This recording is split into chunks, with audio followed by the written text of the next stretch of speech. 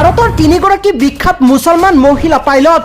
Number 1 তৈবা আফৰোজ। পিতৃৰ ৰেচনৰ দোকান চলাই কন্যাক বনালে পাইলট। তৈবা আফৰোজৰ ঘৰ বিহাৰত। মতিউল হক আৰু শামছুন্নেছাৰ কন্যা এইগৰাকী তৈবা আফৰোজ।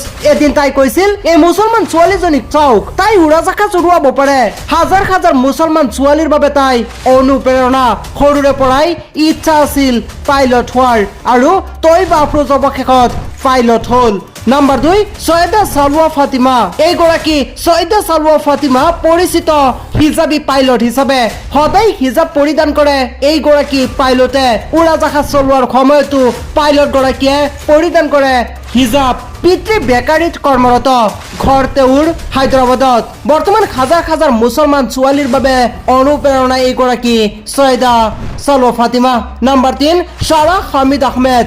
কৰ্ণাটকৰ এইগৰাকী মুছলমান পাইলট। 2015 চনৰ পৰাই স্পাইচ জেটত কৰ্মৰত পাইলট হিচাপে তেওঁ কৰ্ণাটকৰ প্ৰথমগৰাকী মুছলমান মহিলা পাইলট।